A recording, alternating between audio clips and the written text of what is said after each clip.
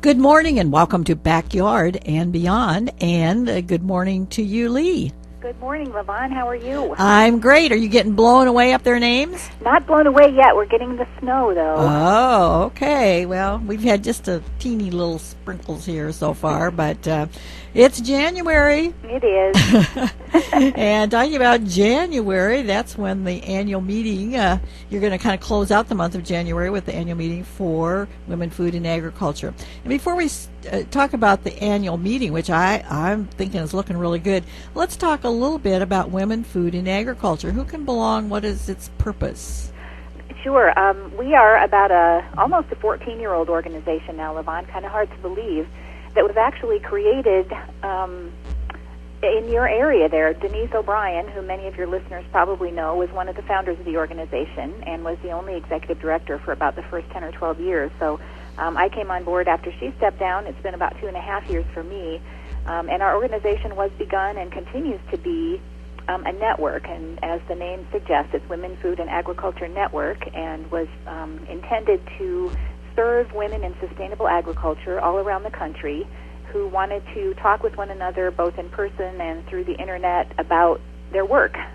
Some of them are farmers, some of them are food systems people working in other aspects of local and healthy food systems, but what they share is a passion for bringing healthy local foods to more and more customers, and they want to talk with each other about that. So our organization provides a newsletter as one way for them to talk to each other. We also have a listserv and a website that serves as a resource. And then we do have occasional meetings, and one of those is coming up at the end of January. And there are more and more women becoming interested in agriculture. Is that not true? That is true, and you can see some of the statistics even from the U.S. Department of Agriculture are bearing that out. One of the really startling ones, I think, is that over the last span of the census, which was between 2002 and 2007, the number of women operators of farms increased 30%. Now, there are some reasons why that increase was large, and some of it is to do with the way they do the counting, but some of it is real, and some of it does indicate the fact that more and more women are entering farming, and most women who enter farming are entering it as small-scale producers raising some sort of food, either vegetables, fruits, livestock, small grains, something like that. And so you asked earlier about who could be a member of our organization. We really don't charge a membership fee. Anybody who goes to our website can sign up to get our materials, and we do send out an appeal once a year and hope that people would be able to donate whatever they can, but that's those donations and grants are what keeps us going. We are a nonprofit organization. So, of course, women, men, businesses, anyone who would like to support the mission of Women, Food, and Agriculture Network would be very welcome. It's a good way to kind of keep up with what's going on. Absolutely, yes. We do have many members who are men and just support the idea of gender equity in agriculture and healthy food systems.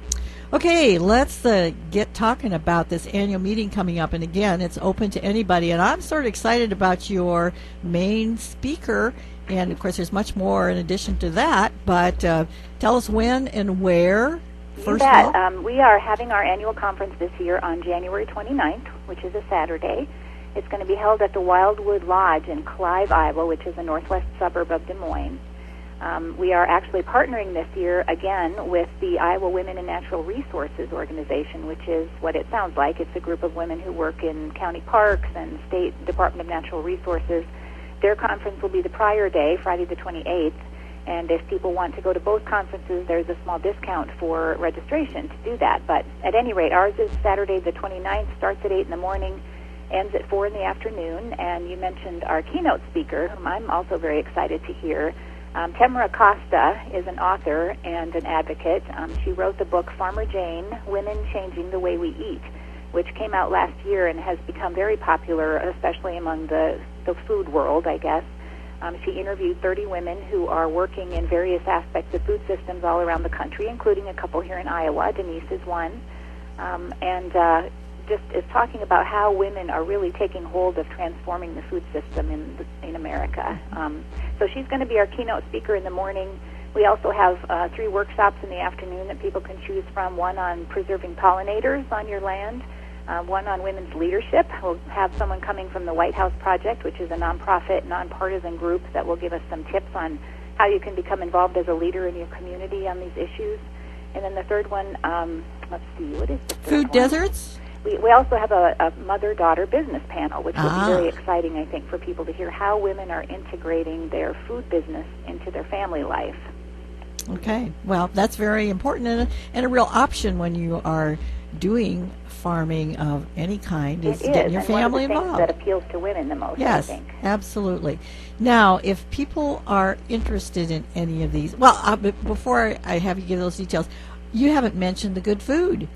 Well, exactly. We will be featuring food from our farmers in the area, the Des Moines area. So the lunch on Saturday and hopefully also on Friday for the other conference will feature some of the good food that our women farmers are raising in the area. So that's a feature that we try to always point out for our conferences.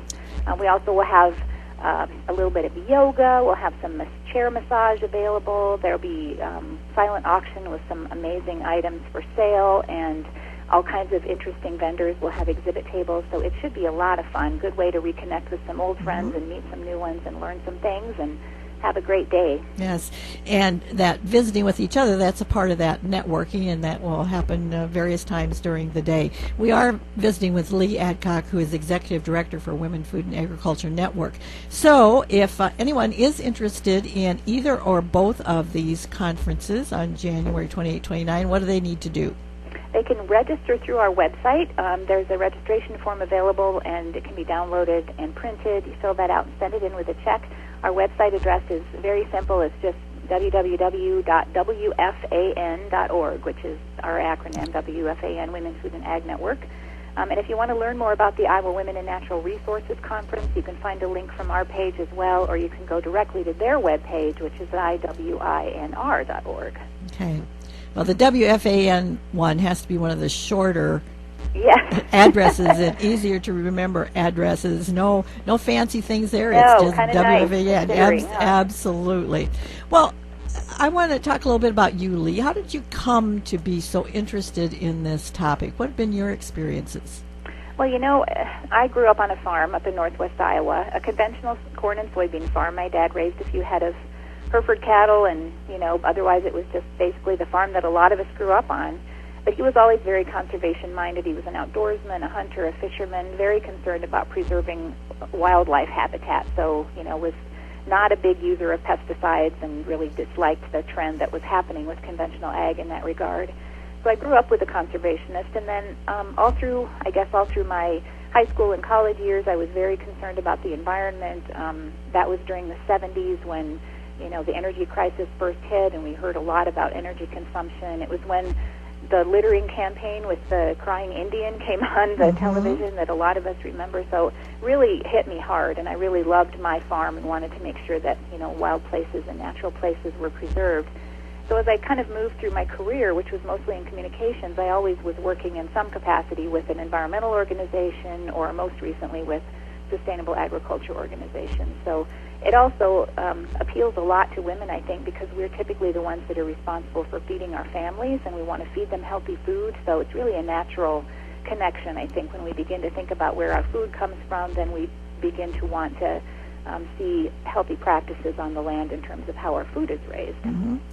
You know, when you go back in history, it was almost always the women who were raising the gardens. Now we're talking about something beyond a local garden, but still, and women around the world are basically responsible for the food that feeds their families. Absolutely. I think the statistic I've seen, and you probably have too, Levon, is that about 80% of the food production in the world, or the agriculture in the world, is performed by women.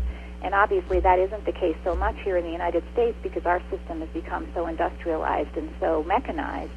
But around the world, in developing countries, women still raise the food. They have the gardens, and if there's a little extra to sell, then they go ahead and do that. But it's mainly their own families that they're feeding. Mm-hmm. So in America, you know, we're kind of trying to reclaim a little bit of that heritage, I guess. We're trying to not lose a lot of the heirloom skills at food production and preservation that our grandmothers took for granted and that we've in some ways lost over the last couple of generations. But Lee, we do need to give credit to those women who worked on the commodity farms that were out there driving the tractors, running the errands, keeping the books. They might not have been doing all of it, but they were really an important part, in many cases a really important part of that agriculture. Absolutely. In a different way. Women have always been involved in ag, even here in America, and some of them do go out there and drive the big equipment, and even if they're not, they're an integral part of the operation. Absolutely. Yes.